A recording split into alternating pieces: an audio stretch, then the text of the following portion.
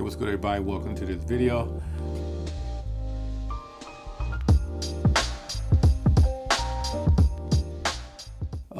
By the title, you can tell that I just picked up the Google Pixel 10 Pro XL Moonstone color, which is the one I went with.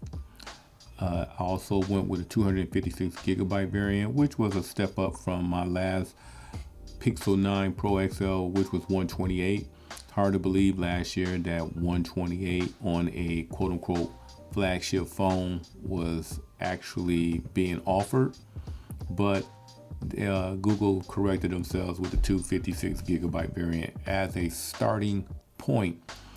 Now, off the rip, in the box, it was pretty much your standard unboxing. I like the way Google pretty much set up their unboxing. Everything's the recyclable box, easy to open, no need to, you don't need any type of knife or anything. Inside had a Type-C cable, and it had some booklets and what have you. And that's pretty much it, and the phone itself. The unfortunate thing is that it is an eSIM, so I had to transfer the eSIM, my T-Mobile eSIM from my Fold to this phone. But the one thing I can say right now, eSIM transfer through T-Mobile, speaking personally, has become very easy. I can pretty much transfer my eSIM from an Android to an iPhone to Android without any issues. I haven't had any problems as of lately. And so far I am adjusting to this eSIM way of switching out my SIM card. And being a content creator, we switch phones quite often, and I really think the eSIM way has made it somewhat difficult for us, but from a security standpoint, I can see some of the advantages of doing that. There are a couple of differences from the 10 Pro XL and from the last year's Pixel 9 Pro XL. I mean, there's not enough difference that I could recommend somebody jumping from a 9 to a 10, but for the most part, if I was giving this advice to a friend, I would tell them just hold on. But the only differences that I've really noticed is that the camera hump is slightly bigger than the 9 Pro XL, and it's got the new MagSafe technology built into it. But basically, this is the exact phone as the 9.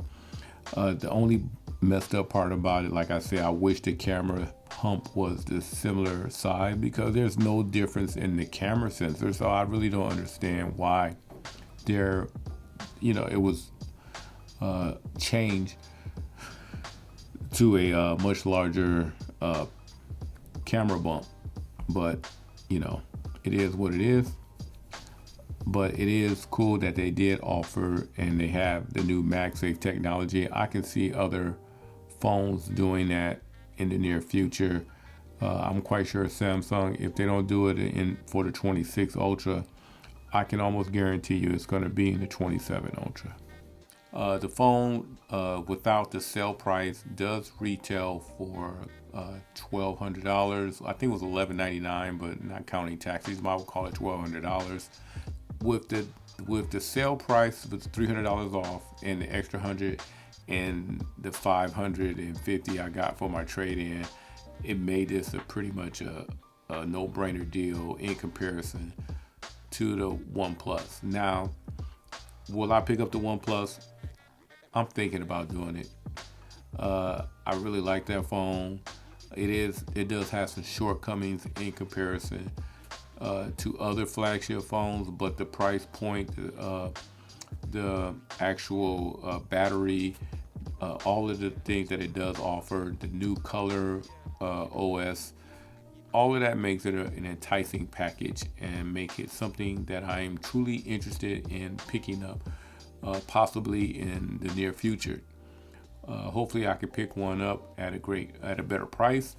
But one thing about OnePlus phones, it's hard to catch sales on them, and usually they don't give you a big discount until the next phone comes out. So, I'm gonna see if I can pick one up before the summer. So that pretty much does it for the video. If you have any questions, leave it down below. If you like this video, don't forget to give it a thumbs up. Also, please subscribe. And other than that, I catch everybody in my next video. I'm out.